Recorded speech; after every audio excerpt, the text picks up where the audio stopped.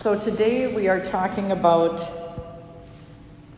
kind of a summary of virtue. And as I was thinking about summarizing the virtues, I thought, holy cow, I could be up here for hours. And you know that, right? Because I can talk forever. I even get tired of talking sometimes, let alone listening. But summary of the virtues, wow, that's tough. But then I thought about it, and I thought, it really boils down to one thing: love.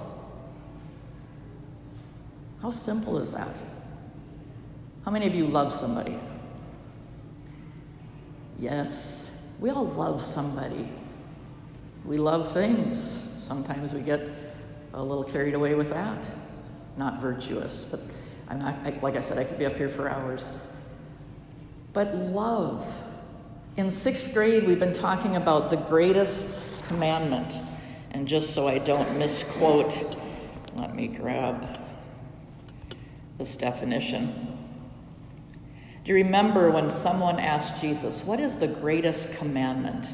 Because there's a lot, right? Covers everything. But he boiled it down to this: you shall love the Lord your God with all your heart, with all your soul, and with all your mind. Love. And the second, you shall love your neighbor as yourself. Love.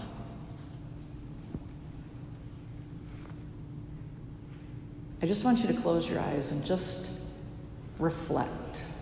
Because we have learned that it's through reflection that we are able to change. We have all these wonderful experiences in our life with love. But we need to reflect on it to be able to grow and to change. Imagine that if every single thing we did was based on love of God. God commands us through his son Jesus to love him with all our heart, all our soul, and all our mind. Love him more than anything.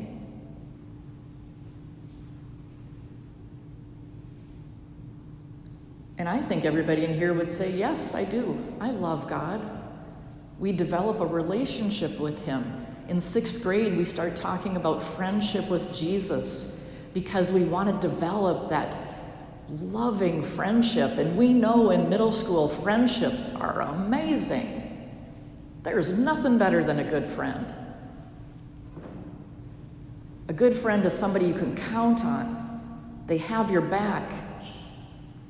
They want what's best for you. They aren't jealous of you. They aren't envious of you. They love you for who you are. You don't have to put on a face. You don't have to take on some role and just pretend to be somebody. A true friend loves you through thick and thin.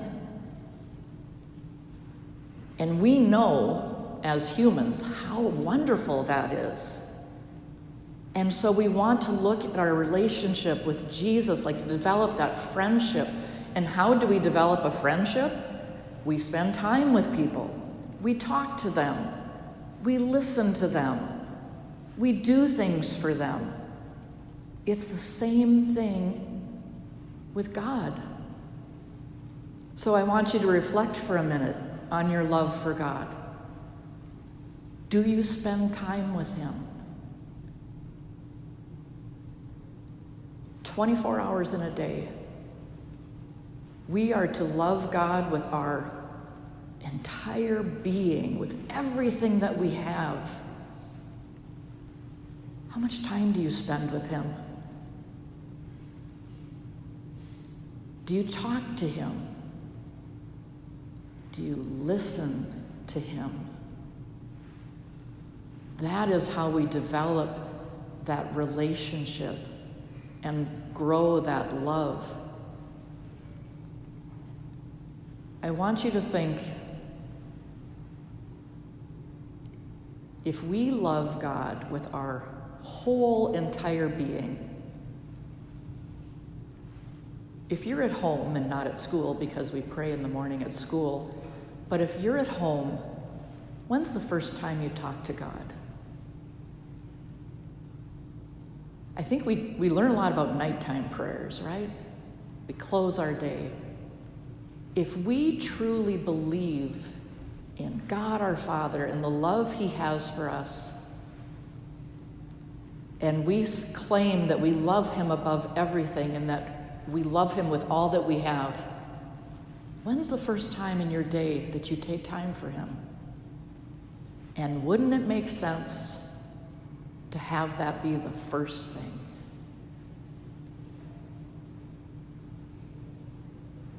We want, I don't know, okay, you got to fill me in a little bit on this.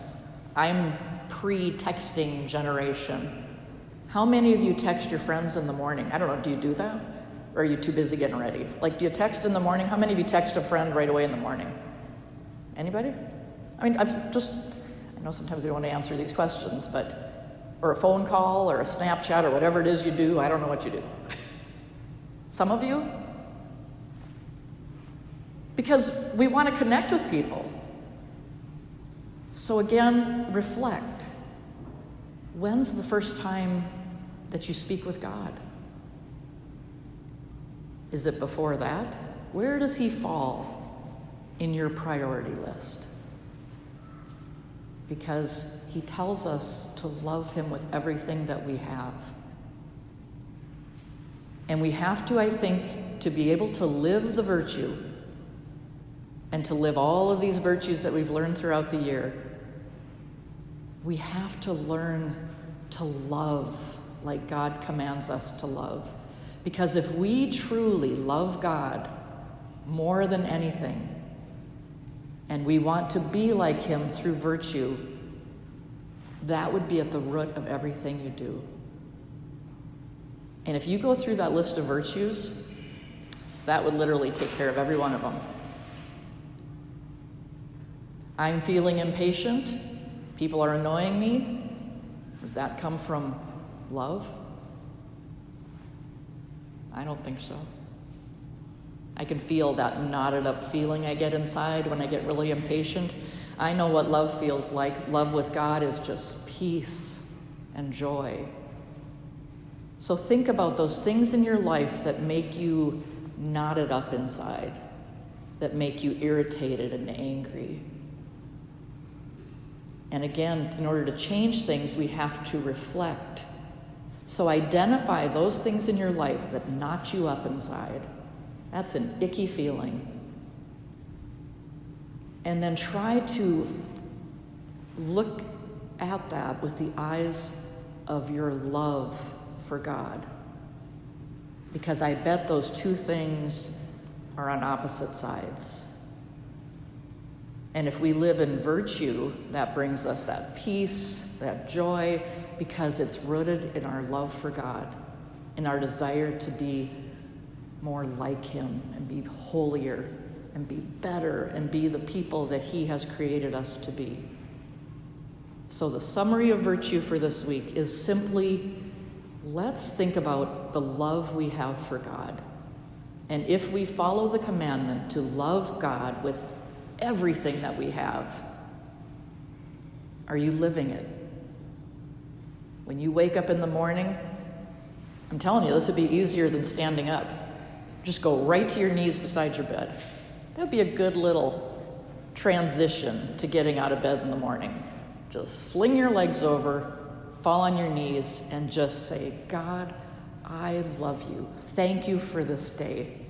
Help me to love like you do. Have a good week.